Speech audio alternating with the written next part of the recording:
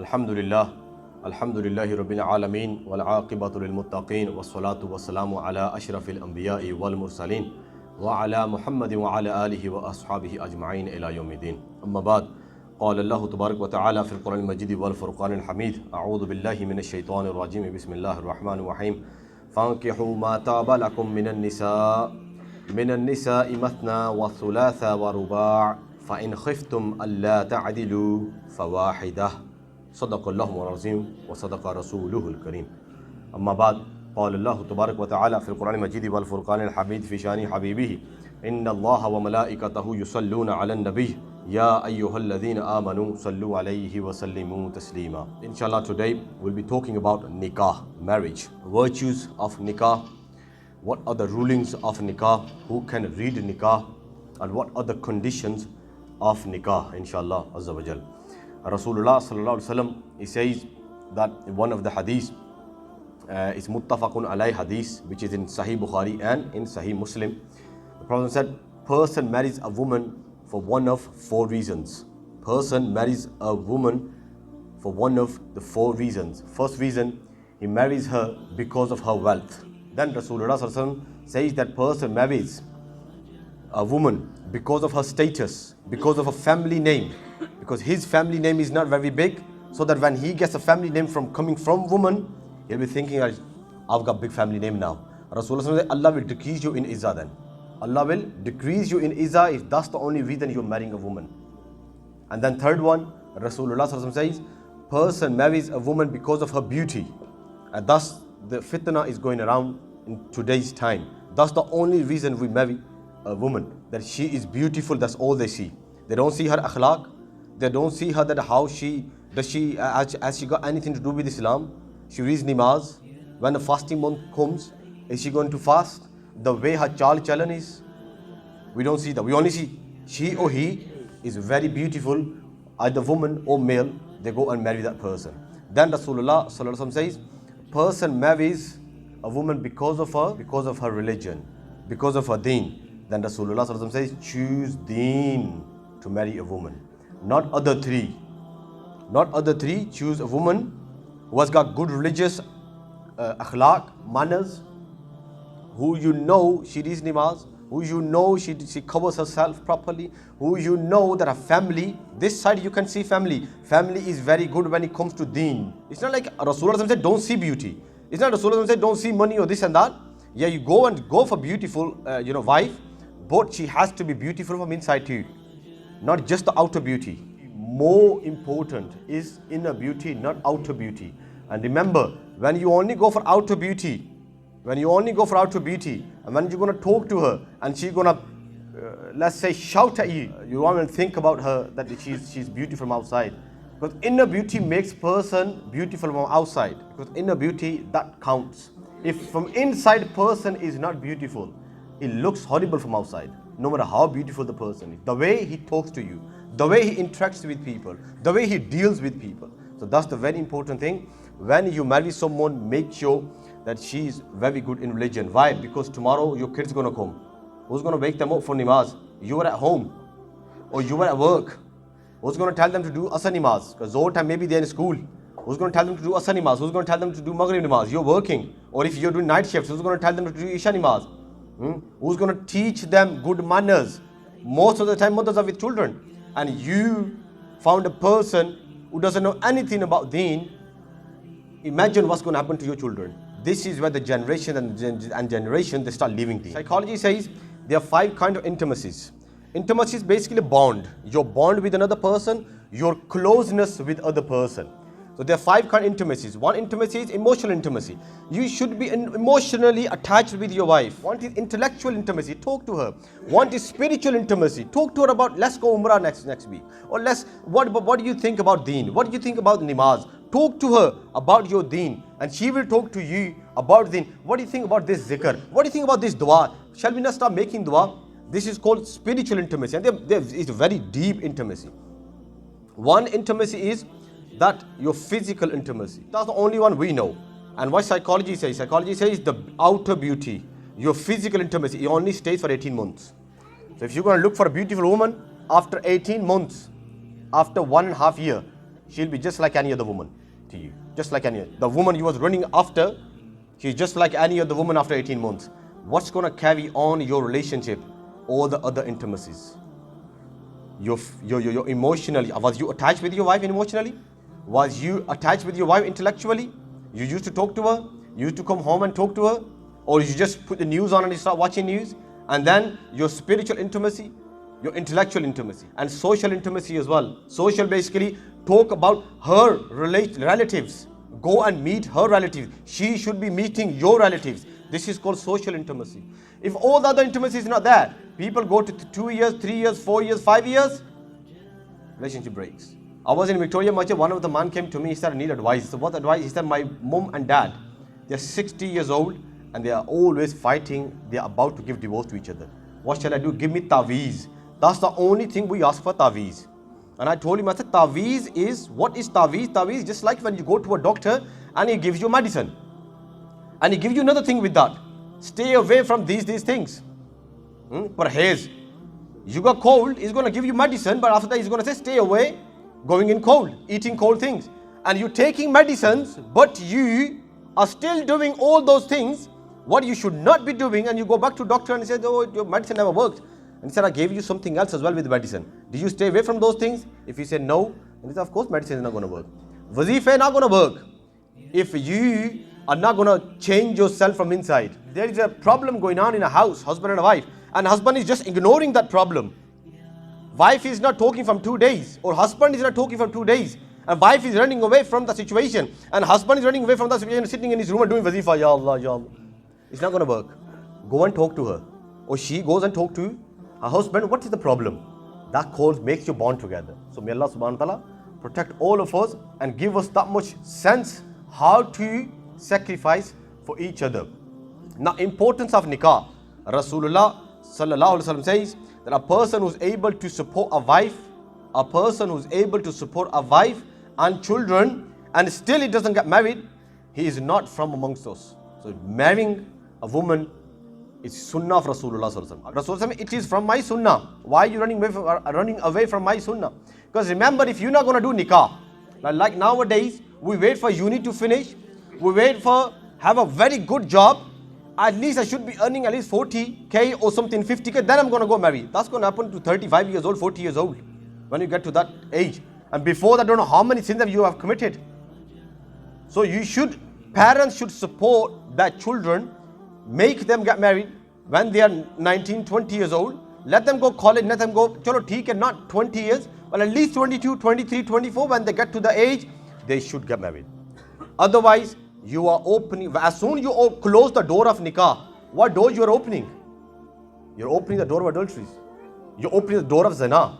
And that happening in Muslims is happening. So open the door of nikah, all the evil doors will close automatically. Rasulullah says, do not delay in 3 things. First is, do not delay offering the compulsory prayer. When his Zohar time comes, go and read on his time.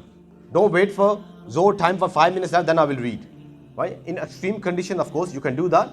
But normally, you should be reading Zohar Nimaz or Asr Nimaz, all the compulsory prayers on his time. And when funeral is ready, do not delay reading that funeral prayer. And the third one is that the marriage of a woman, when her match is found. Marriage of a woman or man as well, when the match is found. Now, match is found, that doesn't mean that when parents say, no, I like this girl or I like this boy, now match is found. No, when boy likes someone or when girl likes someone, you can ask them to, right? This is what Islam teaches. This is what Rasulullah teaches. One of the boy actually came to me and said, he's only 22 years old. And the other girl, she's divorced. And she's 21, 22 years old. Now he wants to marry her, but parents says you're not going to marry to a divorced woman or divorced girl. Why? No one wants to marry, because this is the label when they get on girls. It seems like in our culture, not Islam, in our culture, it's like that second-hand woman basically, kind of. Islam said no, it's sunnah of Rasulullah marrying a divorced woman. Sunnah of Rasulullah is marrying a divorced woman. Sunnah of Sahaba marrying a divorced woman. Why? I'm not saying you have to, but it is better. Because there are many divorces. I'm telling you, 1 in 3 single mothers out there. And I did all that topic on that day. 1 in 3, the research shows, recent research shows 1 in 3 women today are single mothers. So who's going to support them? Normally people don't want to marry them, but those who want to, I think parents should support them. There is actually a hadith of Rasulullah sallallahu alaihi wasallam. It's a muttafaqun alayh, Sahih Bukhari and Sahih Muslim. As-sa'i ala al-armalati wal masakin. That marrying a divorced woman is like jihad in the way of Allah subhanahu wa ta'ala, like in a fighting in the way of Allah subhanahu wa ta'ala. Subhanallah. Kal mujahidi, subhanallah. And then Rasulullah says, wa kalladhi yasumu nahara wa yaqumu layla. That marrying a divorced woman is like fasting all day long and every day.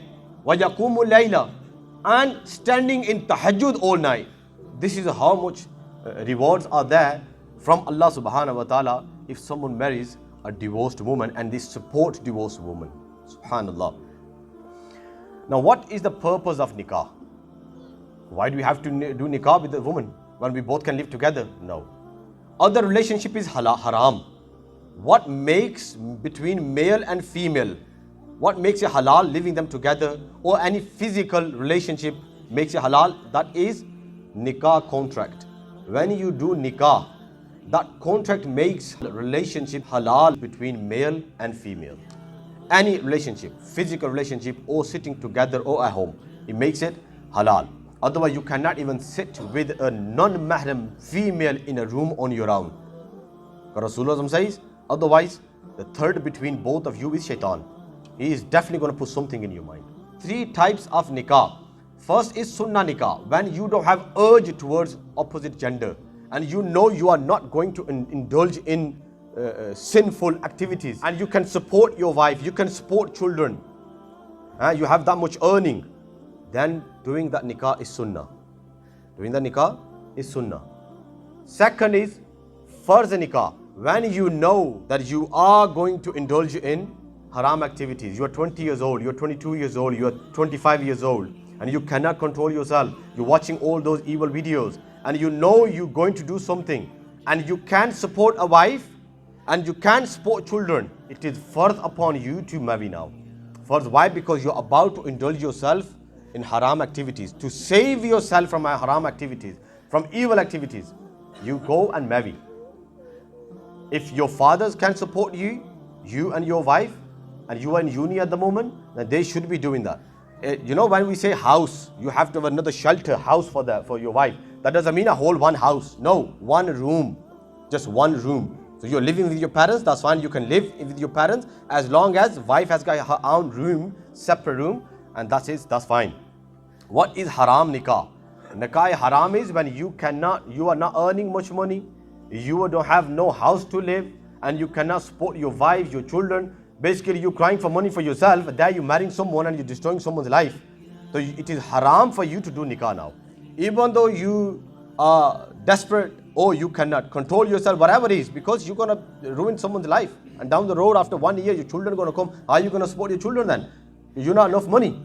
Yeah, unless again, if your parents can support you, that's a different thing.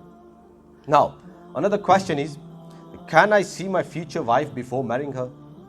I give you hadith of Rasulullah sallallahu alaihi wasallam. A man came to Rasulullah sallallahu alaihi wasallam and he said, Ya Rasulullah, I got engaged with a woman, I'm going to marry her. Rasulullah sallallahu alaihi wasallam asked him, have you seen her? Did you see her before marrying her? He said, no. Rasulullah sallallahu alaihi wasallam said, go and see her. Go and see her. Go talk to her. उसको देखो जाके. उसमें बाद में कोई problem निकले, बाद में तुम रो रहे होगे. So you should go and see your wife, especially nowadays. You have to. How you can do that? Girl side, her father can take her to someone in a restaurant or something, or someone's house, and on that side the brother can come, and they can both sit in a hotel somewhere, and father and or the other side, they can sit away on the other table, as long as they're in public. Don't leave them alone in someone's house. No. Or they're sitting in a room, and all the other family sitting outside, and doors are open. That's fine. They can meet, they can talk to each other, they can ask questions, so that at least you know what kind of person is she. You can ask about religious questions as well. That do you read namaz, or you can see that does she just scarf or something. So seeing your future wife and meeting her in these all according to these conditions, it is Rasulullah sallallahu alaihi wasallam the hukam. Go and see your future wife and talk to her so that you know what kind of person she is or he is. Now, what is method of nikah? First is ijab or qabul. Ijab is, what is ijab or qabul? Ijab is when one party, either girl side or boy side, when they say, he says that, do you accept me in your nikah? And then the boy or girl, he or she says, yes, I accept you in my nikah. That's fine. This is called ijab, asking, qabul, accepting. So this is ijab or qabul. Girl can do ijab or boy can do ijab. Girl can say, do you accept me? Or boy can say, do you accept me in your nikah? And the other one just accepts. This is called ijab or qabul. Now, how many times you have to do ijab or qabul? Nowadays, when you do once, like I go and do once or twice, because why you didn't do 3 times? You don't have to do 3 times. You have some doubts or something. While you heard, witnesses heard, everything is done. So ijab or qabul once, that's all done. Twice, I normally do twice, just to make sure. Some people did 3 times. They don't need to, but you want to do 5 times, do 5 times. Or sit there all day long and keep doing ijab or qabul. There's only one time ijab or qabul. Do you accept this? Or when you go and sell your car, do you say that, do you buy my car? Yes, I buy my car. Buy your car. Yeah, okay, that's fine. Do you ask him again? Do you buy my car? Yeah, buy your car. Do you buy my car? He's going to, yar, you keep your car with you. I'm going. Ijab or qabul is only once. You want to do 3 times? Yeah, alhamdulillah, do 3 times. It's up to you. But once is enough. Now, ijab or qabul, which is very important, ijab or qabul, accepting and asking, this must be done in one gathering in one place. Girl has to be there and boy has to be there.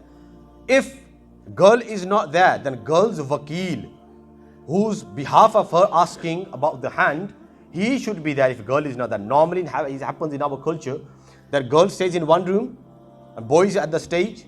So, imam goes and takes permission from the girl. He goes there. Do you give me permission that I do your nikah as your wakil, behalf of you? And she says, yes, I give you ijazat, you go and do my nikah. But can you do nikah online? You cannot do nikah online. Because the majlis is not one girl is in, let's say in Pakistan, and boy is here. On video calling, I don't know how many things are happening. They can show you someone else, and actually something else is happening. Nowadays, as you can see, the new app has come out. The boy look like a girl. And the girl look like a boy. What are you going to do? There's so many fitna happening outside. So ulama din says, has to be in one room, one gathering, or wakil has to be there. So let's say you want to do nikah in Pakistan of the boy, or boy cannot go Pakistan, or girl cannot go Pakistan. The boy, he found someone in Pakistan, look, I want to do nikah with this girl. You found your dad or your chachu or anyone. He goes there, sees the girl, he said, behalf of that boy, I'm going to do nikah with this girl. Or behalf of girl is here, the girl sent her father. Then father is doing nikah of the girl with her permission. Just like it happens in hotels, restaurants, the imam goes in, takes permission and comes out, and now they're doing nikah. Technically, they both are in same place, but her wakil is there. So, nikah must take place in one gathering. On the nikah on phone is not valid. Now, wakil must read nikah. That happens many times. Imam says that I want to go inside the girl side and take permission. Abbaji says, no, Imam sir, you stay, let me take permission. So Abbaji takes permission for himself. Putta, do you give me ijazat? Ji Abbaji, I give you ijazat, go read my nikah. Abbaji comes to Imam sir, Imam sir, you can read nikah. Imam can't read nikah now, because you are the wakil. You go read nikah. Or if you want to take permission, say to girl, Putta, do you give permission to Imam sab outside, so he can read your nikah? Then if she says, yes, I give permission to the imam who's outside, then he can read my nikah. Then other person outside, he can read nikah. But the one who takes permission, he has to read nikah, not other person. So this is very important. People normally, they do this kind of things.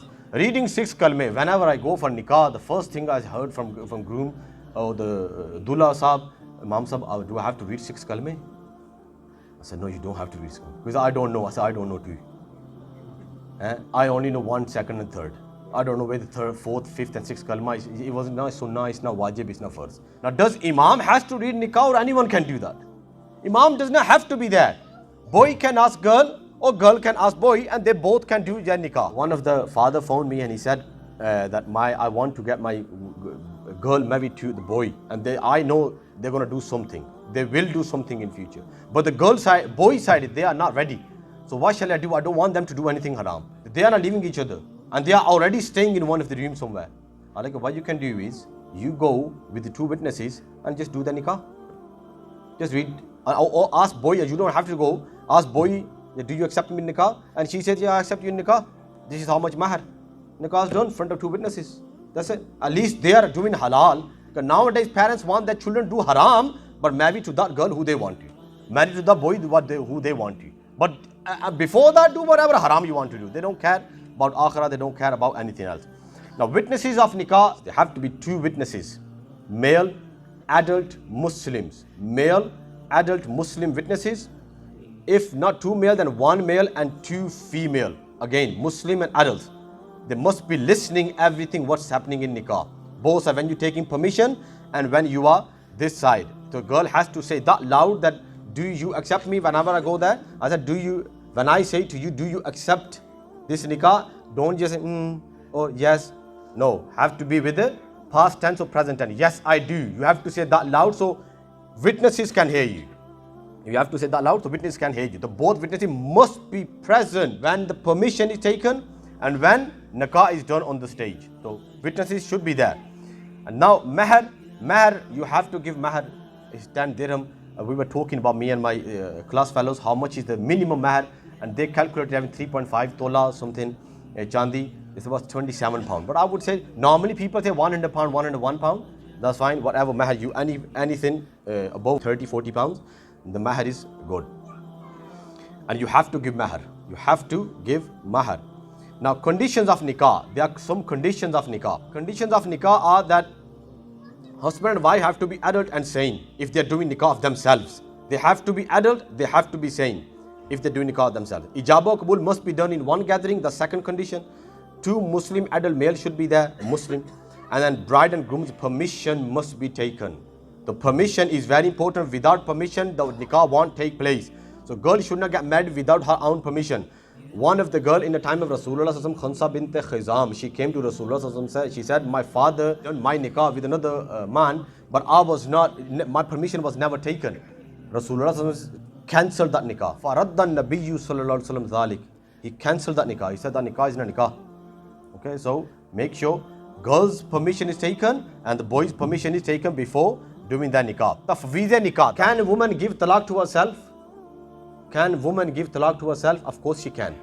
In Pakistan, there is a form, it says tafweez nikah, transferring talaq, giving the right of talaq to woman. It can only be done at the time of nikah or before the nikah. At the time of nikah or before the nikah. So if you say, do you accept me in your nikah to the girl, and girl says, yes, I do accept you with the condition if you give me the right of talaq. So whenever I want to give myself talaq, I can give myself talaq. And he says, yes, I do. Now in all life, whenever she wants to, she can give herself 3 talaq. And that relationship will be gone, finished. Basically, talaq will take place. May Allah subhanahu wa ta'ala give us tawfiq to understand our deen. Jazakallah khair.